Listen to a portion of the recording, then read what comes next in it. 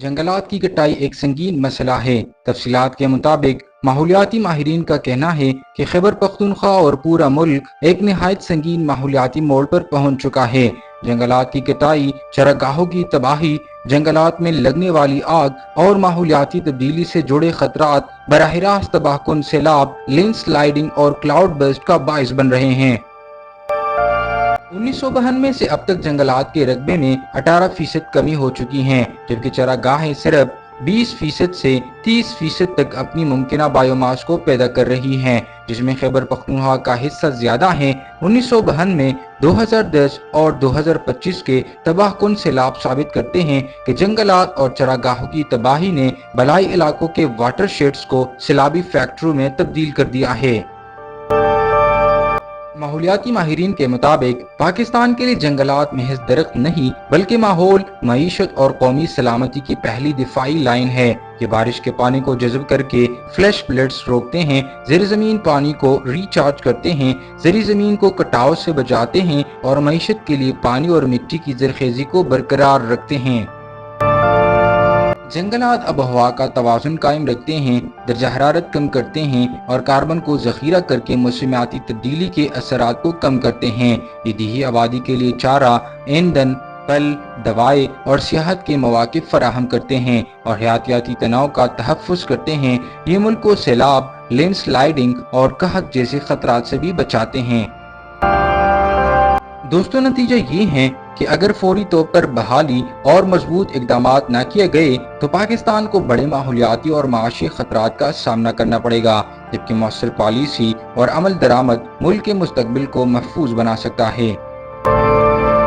पाकिस्तान में जंगलात का रकबा 1992 में 3.78 मिलियन हेक्टेयर से कम होकर 2025 में 3.09 मिलियन हेक्टेयर हो चुका है, यानी जंगलात के रकबे में 18% कमी वाक़या हुई है, जबकि सालाना जंगलात की कटाई 1992 में तकरीबन 40,000 हेक्टेयर थी, लेकिन हुकूमत की मुदाखलत और पाबंदियों के बायस कम होकर 2025 में 11,000 हेक्टेयर सालाना हो गई है, लेकिन सूरत हाल अब भी तशवीशनाक है।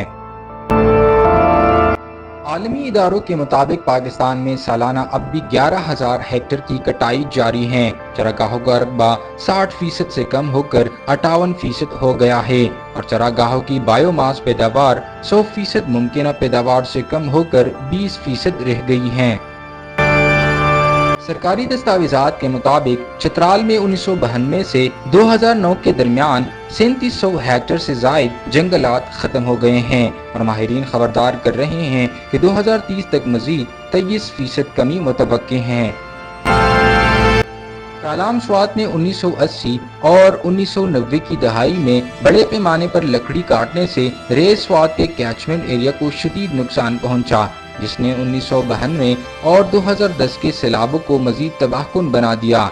जंगलात की कटाई अब भी ढलानों को कमजोर और अचानक आने वाले सैलाब के खतरात को बढ़ा रही है। ये तबाही सिर्फ चंद अजला तक महदूद नहीं। मुनीर में अगस्त 2025 के क्लाउड बस्ट ने अचानक आने वाले सैलाब को जन्म दिया, जिसने घरों, खेतों और बुनियादी ढांचों को तबाह कर दिया। जंगलात से महरूम पहाड़ बारिश के पानी को रोक न सके।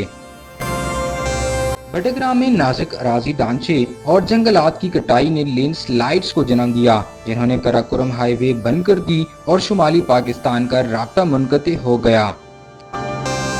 जोड़ में 2025 के एक मोहलिक क्लाउड बस्ट सैलाब ने जानी नुकसान के साथ साथ सड़कें और पुल भी बहा दिए।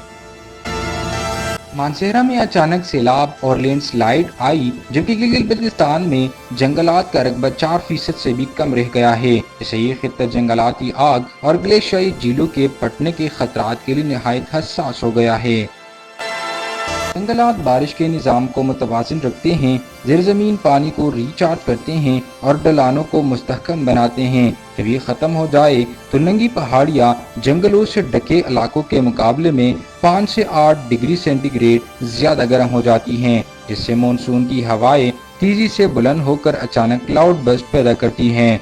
बजाय इसके कि मुसलसल बारिश हो, जड़ों के बगैर मिट्टी को सहारा नहीं मिलता और लैंडस्लाइडिंग और मिट्टी के तौदे आम हो जाते हैं, जबकि ग्लेशियाई झीलों के फटने के खतरात भी बढ़ जाते हैं। माहौलियाती तब्दीली बराह रास्त इंसानों को मुतासिर कर रही है। خیبر پختونخوا میں تقریباً 1/3 گرانے مویشیوں پر انحصار کرتے ہیں، لیکن چراگاہوں کی پیداواریت بے چاچ چرائی اور بد انتظامی کے باعث صرف 20 سے 30% رہ گئی ہیں۔